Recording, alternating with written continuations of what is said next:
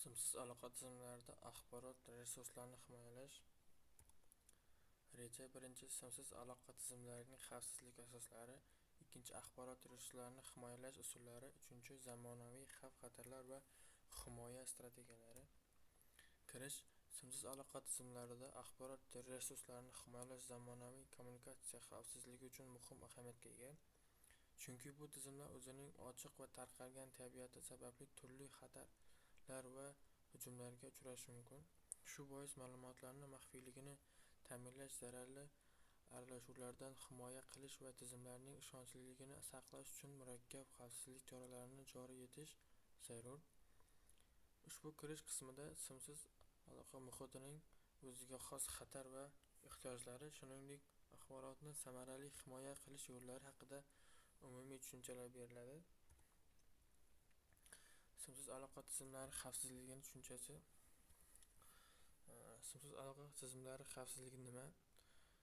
Simsiz aloqa tizimlari xavfsizligi bu simsiz tarmoqlarda axborot almashinuvi jarayonlarini himoya qilish va ularning ishonchliligini ta'minlash jarayonidir. Bu tizimlar maxfiylik, yaxlitlik va mavjudlik tamoyillariga asoslanadi. Xavfsizlik frameworki va asoslari. Simsiz aloqa tizimlarida xavfsizlik frameworki axborot resurslarini himoya qilish uchun nazoratlar va texnologiyalar yig'indisidan iborat bo'lib, u maxfiylik saqlash, huquqsiz kirishlardan himoyalanish va xizmatlarning davomiyligini ta'minlashni o'z ichiga oladi. Axborot maxfiyligi, yaxlitligi va mavjudligi. Axborot maxfiyligi foydalanuvchilarning shaxsiy ma'lumotlarini himoya qilishni nazarda tutsa, yaxlitlik ma'lumotlarning o'zgarmasligini ta'minlaydi.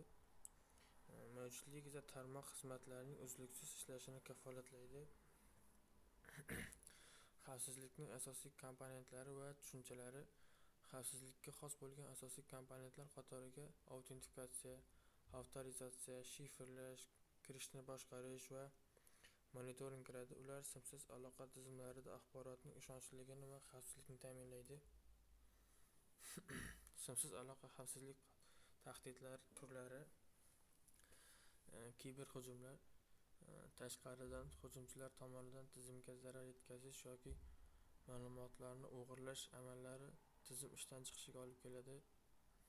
Tarmoqqa ruxsatsiz kirish, noma'lum shaxslarning tarmoqqa kirib ma'lumotlarni o'zgartirish yoki o'g'irlash xavfi.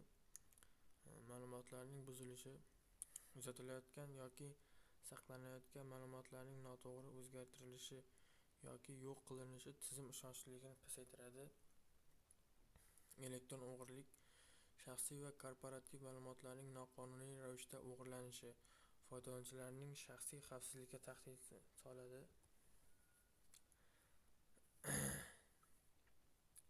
Simli va simsiz aloqa tizimlarining xavfsizlik jihatdan farqlari. Simli va simsiz aloqa tizimlari xavfsizlik jihatdan o'ziga xos farqlarga ega. Ushbu taqqoslashda har ikki tizimning kuchli va zaif tomonlari, shuningdek himoya choralarining qiyinligi va yoki osonligi ko'rib chiqiladi. Shuningdek, simsiz tizimlarga xos maxsus xavf omillari ham e'tiborga olinadi. Tizim turi. Simsiz aloqa tizimlari to'g'ridan-to'g'ri fizik kabel orqali bog'lanadi. Simsiz aloqa tizimlari radio to'lqinlar orqali ma'lumot jo'natadi. Simsiz tizimlarda ma'lumotning to'lqin oraliqda uzatish xavfsizlikni qiyinlashtiradi. Kuchli tomonlari. Simsiz tizimlarda ma'lumotlar maxfiyligi yuqori. Simsiz tizimlarda tashqi aralashuvlar kam.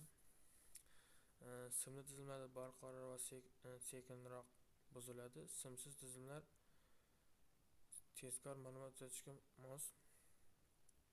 Zaif tomonlari. Simli tizimlarda kabelga jismoniy aralashuv ehtimoli mavjud. Simli tizimlar o'zgartirishlar uchun qiyin. Simsiz tizimlarda signalni ushlash va buzish oson. Simsiz tizimlarda maxfiylikni buzish imkoniyati yuqori. Himoya choralari. Simsiz tizimlarda himoya texnologiyalari oson joriy etiladi. Simsiz tizimlarda kuchli shifrlash zarur. Simsiz tizimlarda xavf omillariga qarshi qo'shimcha vositalar talab etiladi. Simsiz aloqa tizimlarida xavfsizlikni ta'minlash asosiy bosqichlari. Simsiz aloqa tizimlari uchun xavfsizlik me'yor va qoidalarini aniqlang. Bu siyosat foydalanuvchilar va tizim adminlari uchun umumiy ko'rsatmalar beradi. Foydalanuvchilarni tasdiqlash usullari qo'llang va ma'lumotlarni shifrlash orqali himoya qiling. Bu tarmoqqa ruxsatsiz kirishning oldini oladi. Tahdidlarni aniqlash va baholash. Tarmoqdagi potensial xavf-xatarlarni tahlil qiling va ular darajasiga ko'ra tasniflang. Bu himoya choralari ustida yaxshilanishlarni amalga oshiradi. Axborot resurslarini himoyalash metodlari. Kriptografiya, ma'lumotlarni shifrlash orqali ruxsatsiz kirishdan himoya qilish. Autentifikatsiya, foydalanuvchining shaxsini aniqlash va tasdiqlash jarayoni. Ma'lumotlarni zaxiralash, axborotning yo'qolishiga qarshi rezerv nusxalarini yaratish. Kirishni nazorat qilish va tarmoqlar xavfsizligi. Ruxsat etilgan foydalanuvchilar va qurilmalar uchun cheklovlar o'rnatish. Kriptografik usullar, ma'lumotlarni shifrlash va himoyalash. Kriptografiyaning mohiyati. Kriptografiya axborotni maxfiylik va xavfsizlik bilan ta'minlash uchun shifrlash texnologiyalarini qo'llaydi. Bu orqali ma'lumotlar ruxsatsiz kirishlardan himoyalanadi. Shifrlash turlari. Simmetrik shifrlashda bitta kalit yordamida shifrlash va yechish amalga oshiriladi. Asimmetrik shifrlash esa ochiq va yopiq kalitlar juftligini ishlatadi. Bu kalitlarni boshqarish va xavfsizlikni oshiradi. Digital imzolar va yaxlitlik. Digital imzolar ma'lumotning avtentikatsiyasini ta'minlaydi va uning o'zgartirilmaganligini kafolatlaydi. Bu esa simsiz aloqa tizimlarida kommunikatsiya ishonchliligini oshiradi. Zamonaviy xavf-xatarlarning turlari. Kiberhujumlar va ularning turlari. Simsiz aloqa tizimlarida keng tarqalgan kiberhujumlar qatoriga DDoS hujumlari va MIT hujumlari kiradi. Ushbu hujumlar tizimning ish faoliyatini sekinlashtirishi va axborotlarni o'g'irlashga olib kelishi mumkin. Tarmoq soxtalashtirish va o'g'irlash. Tarmoq soxtalashtirish hodisasi orqali hujumchilar foydalanuvchilarni yolg'on tarmoqlarga yo'naltirib, ma'lumotlarni o'g'irlashi mumkin. Bu esa tizim xavfsizligiga jiddiy tahdid soladi.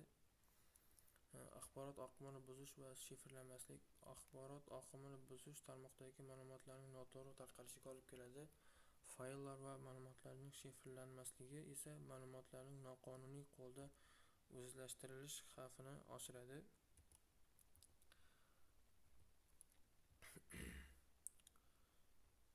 Himoya strategiyalarining asosiy bosqichlari. Xavf-xatarni aniqlash va baholash. Simsiz aloqa tizimlaridagi potensial xavf-xatarlarni aniqlash va ularning ta'sir darajasini baholash. Ushbu qadam tizim zaifligini aniqlash uchun dastlabki bosqichdir. Kriptografik xilma-xillikni ta'minlash. Axborot uzatishda shifrlash texnologiyalarini qo'llash. Bu ma'lumotlarning maxfiyligini saqlash va buzilishlarning oldini olish uchun muhim. Tarmoq monitoringi va tezkor javob berish. Tarmoq faoliyatini doimiy ravishda kuzatish va shubhali faoliyatlarni aniqlash. Xavfsizlik hodisalari yuzaga kelganda tezkor choralar ko'riladi. Xodimlarni o'qitish va xabardorlikni oshirish. Tashkilot xodimlarini xavfsizlik siyosatlarini va eng yaxshi amaliyotlar haqida muntazam ravishda o'qitish. Bu inson omilidan kelib chiqadigan xavf-xatarlarni kamaytiradi. Xulosa. Simsiz aloqa tizimlarida axborot resurslarini himoyalash muhim ahamiyatga ega bo'lib, tizimlarning maxfiyligi, butunligi va mavjudligini ta'minlash uchun zamonaviy kripto usullar va xavfsizlik protokollari qo'llaniladi. Shu bilan birga qurilmalarning zaifliklari va hujumlarga qarshi himoya choralari doimiy ravishda yangilanib borilishi lozim, chunki simsiz tarmoqlar osonlikcha hujum ostida bo'lishi mumkin. Ko'p qatlamli himoya tizimlarini joriy etish va foydalanuvchilarni xavfsizlik qoidalariga rioya qilishga o'rgatish orqali simsiz aloqa infratuzilmasining ishonchliligi va xavfsizligi kafolatlanadi.